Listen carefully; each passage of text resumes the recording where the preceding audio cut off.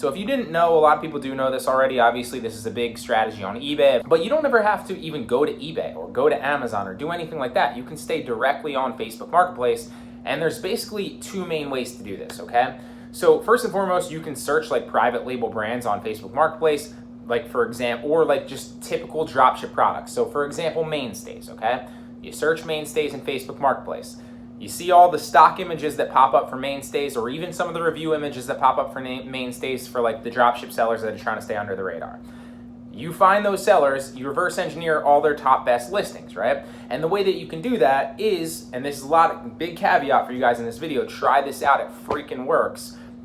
You find, you type in the private label brand, you find the seller's listing, dropship products from mainstays, for example, from Walmart, right?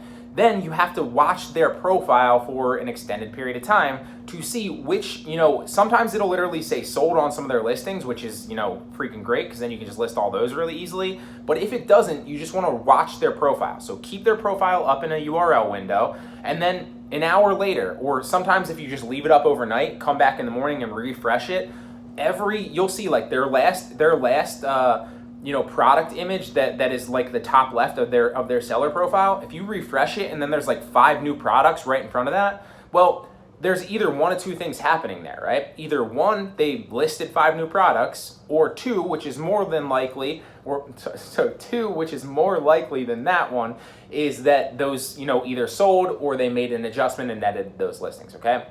Doesn't always work. It doesn't always go ahead and mean that like if you list that, it's gonna get sales. It works very, very well though, and it gives you a high likelihood that if you find that product, reverse engineer where they're selling that, chances are if you're doing mainstays, it could be Walmart again, right?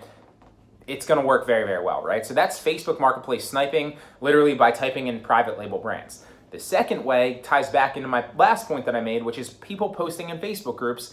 You can literally, if somebody posts this in a Facebook group like, hey, I got 20 sales yesterday, but my sales are down today. Or like, hey, just made my first $1,000 day or something like that. That person's a target. You can literally take their name, search it in Facebook Marketplace. You go on Facebook Marketplace, you can either go like East Coast and move your radius out 500 miles, or go on West Coast, move your radius out 500 miles, and then, Texas, move your radius out 500 miles, etc., etc. Find that person, find their seller profile, and again, watch their listings, snipe their listings, just like I said, okay?